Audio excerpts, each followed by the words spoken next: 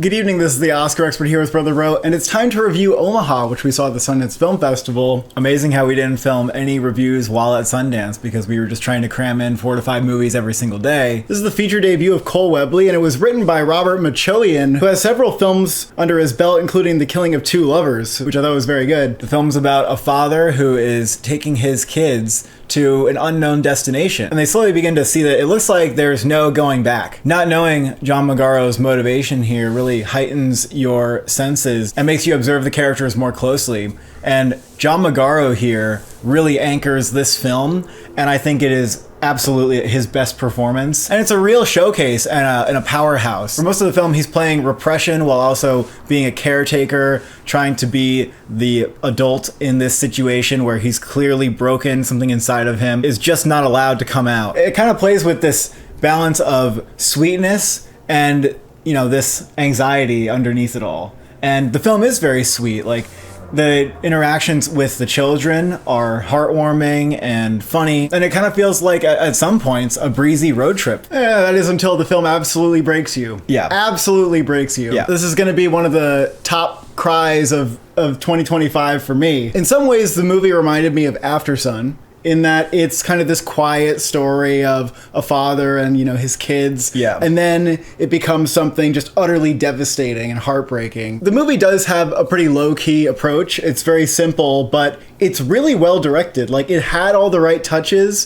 The cinematography was very warm and I think represented the kids' POV well. I think it expresses a warmth in the family. Yeah, the cinematography here was really strong for a pretty sparse film. I know the director was great at elevating the tone where you're really kind of on the edge of your seat even though not a lot is happening. And also he's excellent with these performers. The kids especially, there's a naturalism with the child performances and an ease where they don't feel like they're adults. The kids never come up with insights that would be unexpected of a child, and they don't feel like they're devices used by the writer to get you to like some profound moment. Like, they're only kids. The performances are excellent. So I think the director just did a great job like building the dynamic and the chemistry of the whole family, and the writer did a good job writing kids. This is one of the most authentic depictions of children I've seen. When they started looking at the calorie count of the snacks in the store, I was like, yes, absolutely. Like, this is like, that's something I would do. And they're just rattling off would you rathers at each other, and there's no metaphor to like the questions that they're asking. It's just is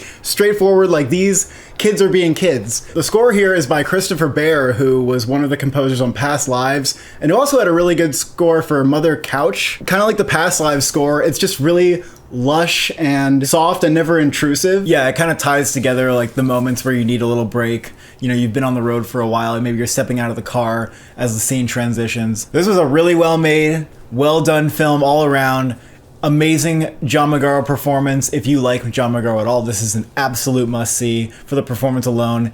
And it could very well break you. It's that kind of film. I was crying. A lot of the audience was crying. Definitely one of the best that Sundance had to offer this year. I just like how this is a very simple story that is explored through an empathetic lens. It's just such a deeply moving film. I would give it a 9 out of 10. I'm going with a light 9 on this one. John Magaro, Best Actor buzz. I think there will be buzz. I don't know how far he gets. It depends, obviously, who picks it up. Maybe he could get in like Paul Mescal for After Sun, but I think there was more passion for After Sun in general. Like, more people were proclaiming it as like the year's best film. That was the lack of competition again. He is an actor who has been in enough that his time could be coming. It would probably be like Sebastian Stan and A Different Man or something. Yeah, like, it's not likely to happen, but I could see an Indie Spirit nomination for it. Maybe critics could do him justice. Thank you for watching. Thank you for subscribing. Have you ever been to Omaha?